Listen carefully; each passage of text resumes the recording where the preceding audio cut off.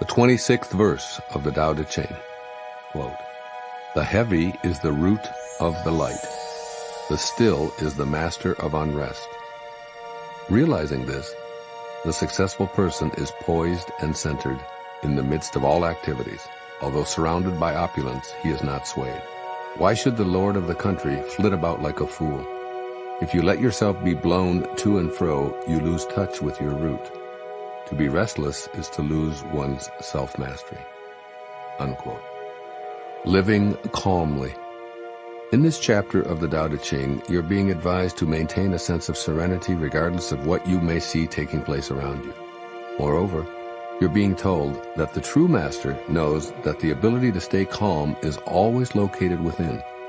From this perspective, there's no need to assign responsibility to others for how you feel. Even though you may live in a world where blame and fault-finding are endemic, you will own your feelings and actions. You will know that circumstances don't determine your state of mind, for that power rests with you. When you maintain a peaceful inner posture, even in the midst of chaos, you change your life.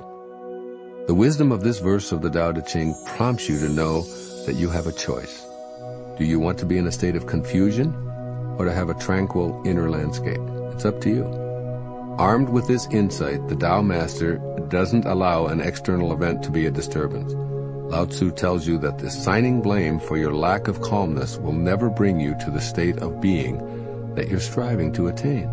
Self-mastery only blossoms when you practice being aware of and responsible for what you're feeling. This particular part of the Tao Te Ching is one that you'll probably want to immerse yourself in repeatedly. After all, what could be better than the freedom of going through life without feeling that people and circumstances control you without your permission? Are you depressed? Irritated? Frustrated? Exhilarated? Ecstatically in love? Whatever your current state, if you believe that a changing economic picture or a tapestry of events taking place around you is responsible, and you then just use these external factors to explain your inner state of mind, you've lost touch with your root. Why? Because you're allowing yourself to be blown to and fro by the shifting winds of circumstances. The solution for a life of unrest is choosing stillness. The quiet of the Tao is oblivious to any turmoil in the world of the 10,000 things. Be like the Tao, advises Lao Tzu. The still is the master of unrest. You have a choice in every moment, so you can decide to be a host to God and carry around with you the calmness that is the Tao, or you can be a hostage to your ego, which insists that you can't really help feeling disorderly when you're in circumstances that resemble pandemonium. Here's what Lao Tzu offers you in this profoundly simple message from the profoundly simple life he chose 2,500 years before yours. First, vow to seek a calmer inner response to the circumstances of your life. In the midst of any kind of unrest, be it an argument, a traffic jam, a monetary crisis, or anything at all, make the immediate decision that you will find the calm center of yourself. By not thinking of what is taking place and instead taking a few deep breaths in which you opt to empty your mind of judgments, it becomes impossible to mentally flit about like a fool. You have the innate ability to choose calmness in the face of situations that drive others to madness.